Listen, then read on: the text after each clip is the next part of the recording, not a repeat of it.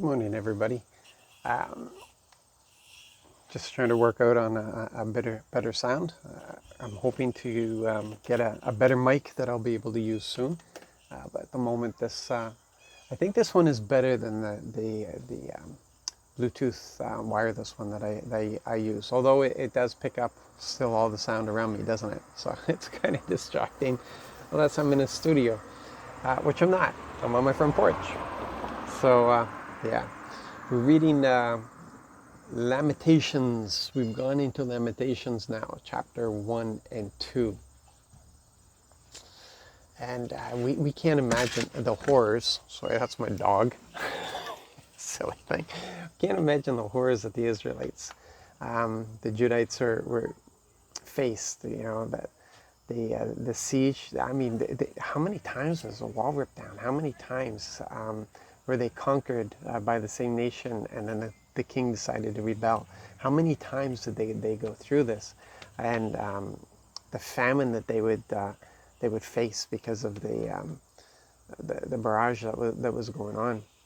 I just couldn't imagine. Couldn't imagine the horror of watching your children dying, and in some cases, some parents eating their children, and the terror that must have been upon them when they saw the walls being breached. And yeah, that would be difficult. But it was their fault. They brought this on themselves, and the Lord gave them plenty of warning, generations of warning. And they turn around and blame the prophets. Now, they say the prophets didn't warn them of their sin. That's what it says here in Lamentation. The prophets didn't warn them of their sin.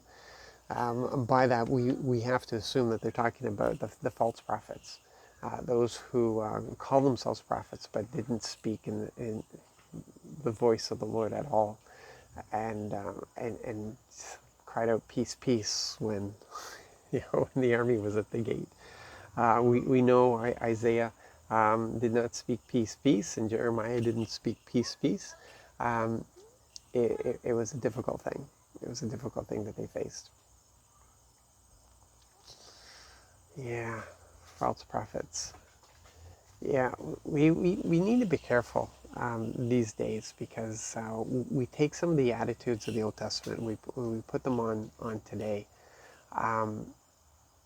And it's just a different criteria. It's a different purpose. It's a different thing that is taking place.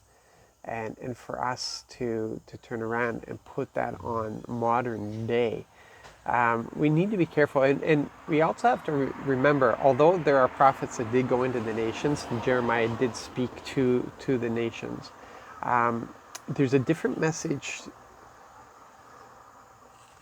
Pastors, evangelists, prophets, apostles, teachers have to remember that there is one message to the church and none to the world. The message to the church is one of faithfulness.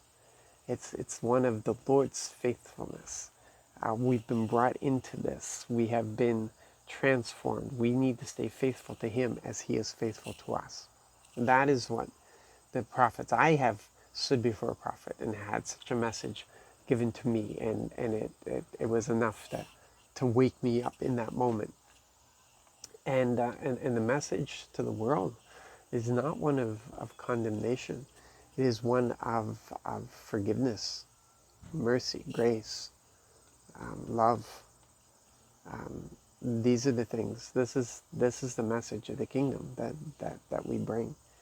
And we've got to make sure that we're not copying under an old covenant, because we have a new covenant. We have a new thing to bring to this world. And sometimes in our enthusiasm, we want to look to an example. We want to see an example. We've been called, but there's not a lot of training for prophets. It's out there if you look for it, but there's not a lot of training for prophets. It's not like most churches are even aware of the fivefold, and so you turn to the only example you have, which is quite often the Old Testament, not understanding that Silas was a prophet. The one who worked with Paul, who was a partner with Paul. He was a prophet. Paul was definitely an evangelist. Silas was a prophet. And you look at their actions, you listen to what they preached, and it may give you a different connotation of what a prophet is. Unfortunately, we still have this idea that a prophet stands on the mountaintops and yells out, "You sinners, repent." But those prophets, again, were most of them were sent to Israel. And there was more of an awareness of who Yahweh was, at least as creator in the world. And now people aren't even willing to recognize that there is a God. They're not willing to recognize there is a creator. So it's a different message that has been given to us for them, because telling them that they're in rebellion against God when they don't believe that gods even exist is a real problem. So we need to be aware of this. We need to be aware. If we're going to be effective, we need to be aware of our audience and our calling, and we need to be in tune. We need to listen to the Spirit. We need to speak what the Spirit tells us to speak and not what we think we need to speak. Yeah, just something to consider today. Lamentations. You guys have a great day and be blessed.